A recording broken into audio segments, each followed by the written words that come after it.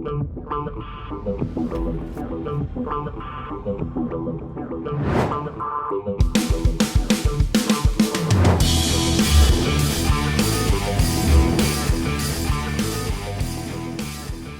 what is up, my fearless networking friend? We're going to talk about rank advancing fast today. I think that's a subject that everybody gets excited about. Okay, so first of all, I got to say this. If you're brand new to network marketing, okay, I can't make any assumption here.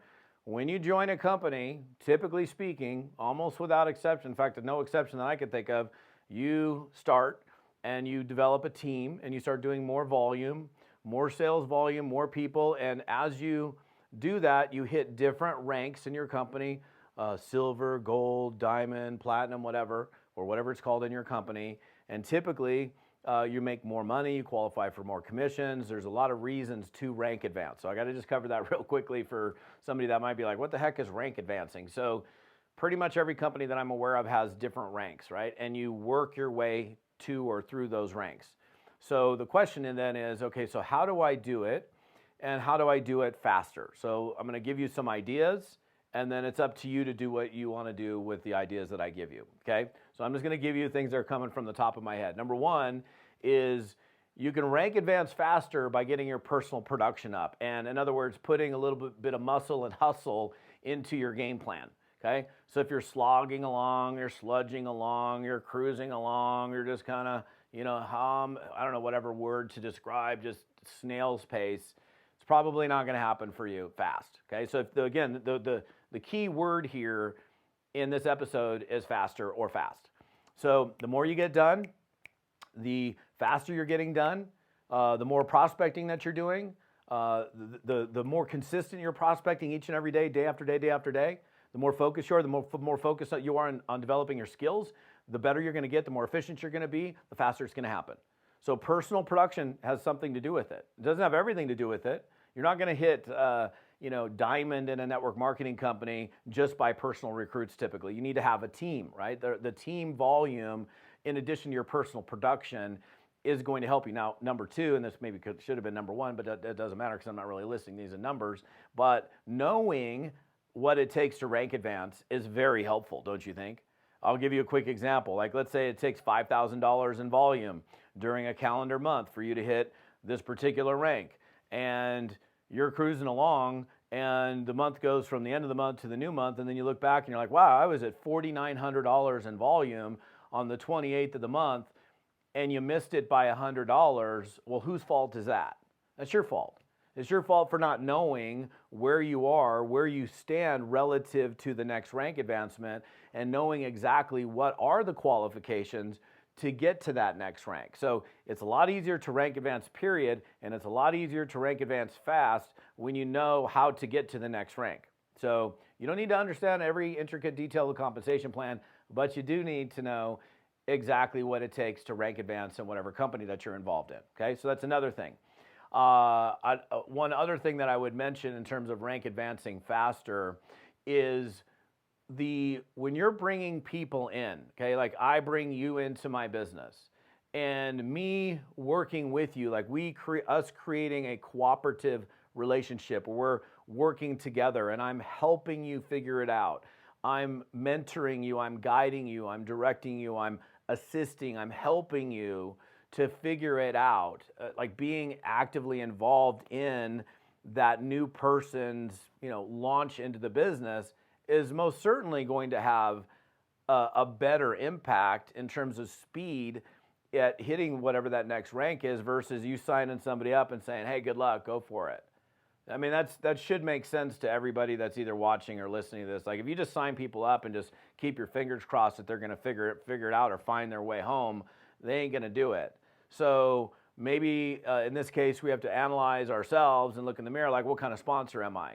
I'm a person that's involved in helping and working with and assisting and guiding and directing and really, being, hands-on and cooperative with that person, or am I just sending them on their merry way? So, or somewhere in between. I think the more actively involved that we are, the more likely that we're going to see good things happen. Now, also, creating a culture where your people, this is very important actually, where people that are on your team are not just signing somebody up and then the rest of the leadership doesn't know about it. Like if you were level 4 to me in a comp plan, like you're 4 levels deep in this comp plan, and you bring in somebody who's like amazing, and you're thinking, man, this person, they've got network marketing experience, they've got business experience, they were a 6-figure earner someplace else a few years ago, they get it, they understand the deal, and you're not like making me or whoever else is in the upline aware of that person, so that we can create a connection with them as well. That's also, that's a mistake that would potentially slow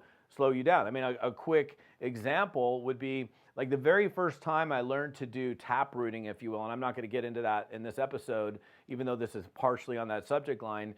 I found a guy that was level 6 in a 7-level pay plan, and I identified through looking at the genealogy report that this guy had sponsored 35 people the previous month, but I didn't know him yet. I picked up the phone and I called the guy, introduced myself to him, and said, hey, welcome to the team. Great start, amazing start, 35 people your first month. He's like, oh, I'm so glad you called. I've never heard from my sponsor.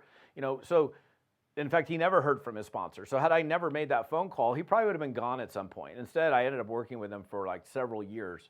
So you creating the culture within your team where people are introducing people and getting people plugged in and getting them introduced to other people within that line of sponsorship is a way of securing that those individuals, their decisions, and it just creates this like more cohesive working dynamic versus like I know somebody, for example, that makes pretty good money in network marketing, that beyond their second or third level, they don't know anybody on the team.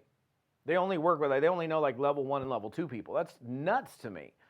I want to know who people are at all. You get 10,000 people in your organization, you're not going to know everybody. But if you've created this culture, this dynamic where people are introducing individuals and they're like, hey, you definitely want to meet my sponsor and this other upline person, this person, it just creates a better environment for more rank advancements to happen.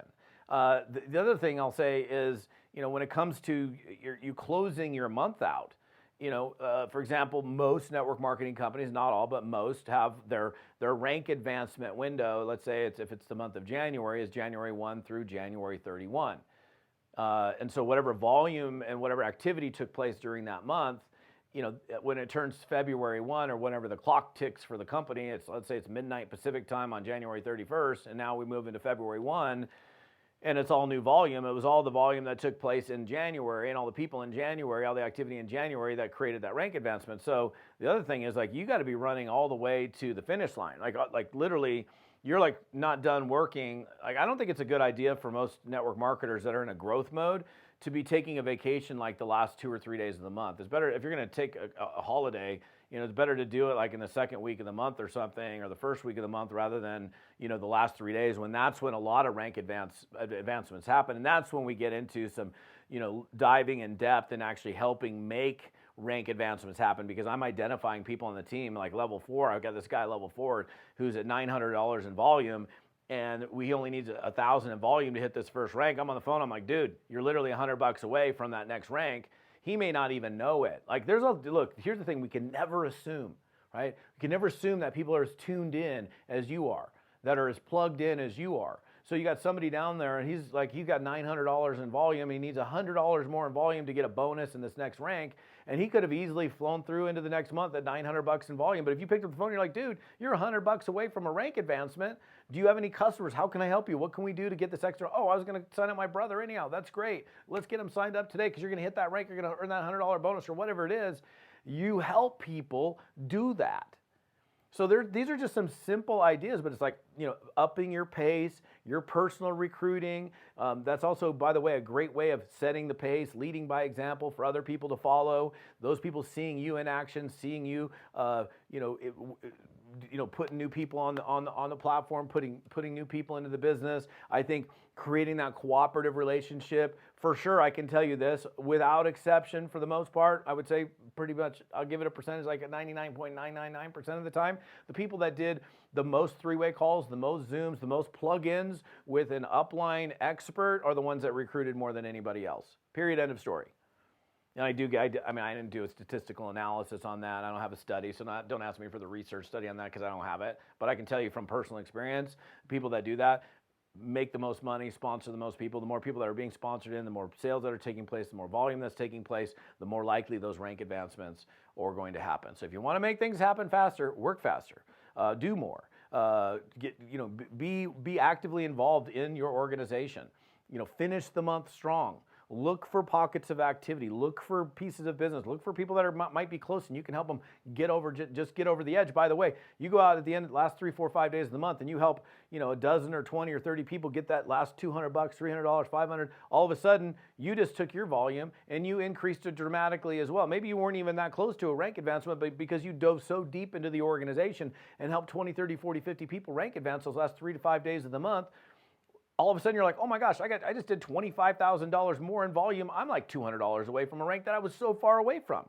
I mean, that absolutely can happen. So just some concepts, some ideas for you guys on the subject of rank advancing much faster in whatever company that you're involved in. Appreciate you guys. What's up, YouTubers? Please leave a comment. Love to hear from you guys. If you're on my podcast, listening to me on audio, love you guys as well. And please come over to my page here, toddfalcone.com/episode 216. For this episode, it's TODDFALCONE.com/episode 216. And we'll see you on the next one.